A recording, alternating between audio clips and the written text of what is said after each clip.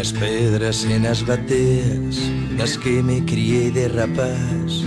Vía sentada no muelle unha bella a rezar, enlutada en corpo e alma. Como encontro de autores e autoras novas,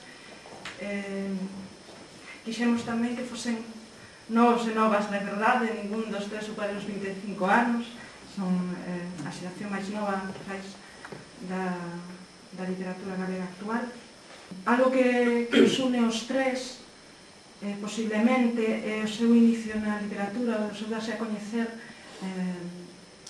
en internet, páxinas como a Biblioteca Virtual Galego, Andar 21, son foros onde estes autores e outros da mesma época, contemporáneos, dan a coñecer os seus textos. Cuestionármonos se pertencemos a unha xeración propia, nova, a última.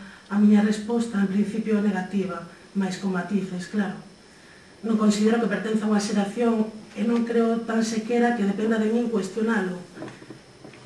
Penso que se precisa dunha distancia hermenéutica que agora non temos. Porén, de pertencer a un conxunto, non concordo con catalogacións con respecto á idade e non penso que unha data de nacemento poda delimitar as escritas. A terminoloxía en sí dá medo. As xeracións semellan ser unha caixa ou unha cinta que nos envolve a presa ou unha etiqueta por riba dun texto, dunha persoa ou dun país. Dicía María do Cebreiro, no marco do encontro de novos escritores celebrado ano pasado pola ERGA, que só hai unha cousa peor que aceptar a validez das xeracións e é refutarlas apelando ao valor individual dos escritores. Eu estou de acordo. Tan irreal é, na miña opinión, asumir a funcionalidade das xeracións de maneira acrítica como pretender considerar un autor como entillado do seu tempo, tradición e literaturas coetáneas. Os detractores da xeración esquecen a miúdo o feito que necesariamente un escritores que comparten a cronoloxía literaria, a elección dunha tradición, ou mellor, a escolla de referentes na literatura inmediatamente anterior. Que nos une e que nos separa os poetas novos, as influencias, os temas. Eu teño como algúns referentes da xeración dos 80 e dos 90 Chus Pato, Pilar Pallarés, Lois Pereiro, Claudio Rodríguez Fer, Antón Lopo, Luisa Castro, Olga Novo, María Lado, Lupe Gómez, Emma Pedreira ou Mónica Goñi. Isto non quere dicir que sexa posible que me inflúan outros poetas, que non sexa posible que me inflúan outros poetas que escriben comigo agora mesmo. Pois o dito, cada quen ten os seus nós, non? O que pasa que na literatura galega hai unha, o que decía Gonzalo un pouco, non? Unha perseverancia, por así decirlo, de crear país un pouco, nese sentido, e de bueno, entre todos, creo que nos lemos a todas e todos con todos, entón eu son unha nós, pero quizáis diferente a outros noses, non sei como se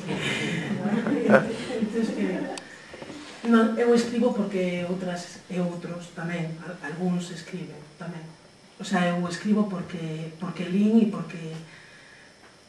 porque esas outras e algún outro me fai un nos.